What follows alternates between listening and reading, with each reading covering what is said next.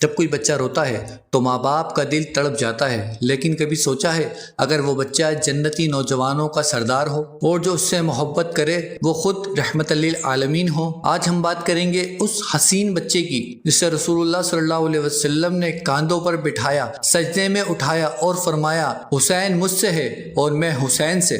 نبی کریم صلی اللہ علیہ وسلم کی حسین سے محبت۔ حضرت برہ بن عزب رضی اللہ تعالیٰ عنہ سے روایت ہے، فرماتے ہیں میں نے نبی کریم صلی اللہ علیہ وسلم کو دیکھا کہ آپ حسین رضی اللہ تعالیٰ عنہ کو کندھوں پر اٹھائے ہوئے تھے اور فرما رہے تھے یا اللہ میں اس سے محبت کرتا ہوں، تو بھی اس سے محبت کر۔ جس سے اللہ اور اس کا رسول عز و جل صلی اللہ علیہ وسلم دونوں محبت کرے، اس سے محبت ایمان نہیں تو اور کیا ہے۔ حسین مجھ سے ہے اور میں حسین سے ہوں۔ یہ جملے نہ صرف محبت کا اظہار ہے بلکہ امت کو پیغام بھی ہے کہ حسین رضی اللہ تعالیٰ سے محبت کرنا رسول صلی اللہ علیہ وسلم سے محبت کرنے جیسا ہے۔ امام اہل سنت امام احمد رضا خان رحمۃ اللہ علیہ اس حدیث کی شرح میں فرماتے ہیں یعنی حسین میرے جگر کا ٹکڑا ہے، اس کی محبت میری محبت اور اس کی تکلیف میری تکلیف ہے۔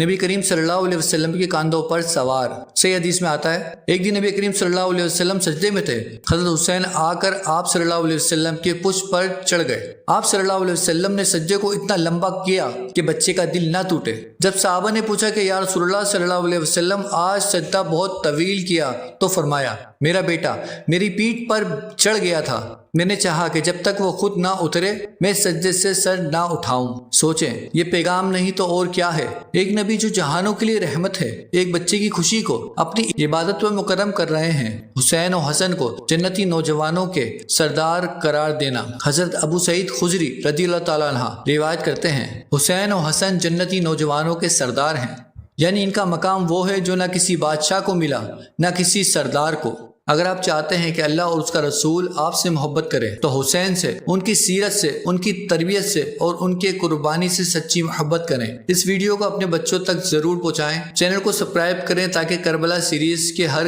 قسط آپ تک پہنچے۔ اگلا حصہ تربیت اور علم لازمی دیکھیں۔ کیا آپ جانتے ہیں کہ حضرت امام حسین کو صرف نانا صلی اللہ علیہ وسلم کا لاڈلا ہونا ہی نہیں بلکہ وہ علم، کردار اور تربیت میں بھی کمال تھے۔ اگلی قسم میں جانیں گے کہ علم و تربیت کا وہ خزانہ جو امام حسین نے ہمیں دیا۔ یا اللہ ہمیں امام حسین جیسی سچی محبت عطا فرما۔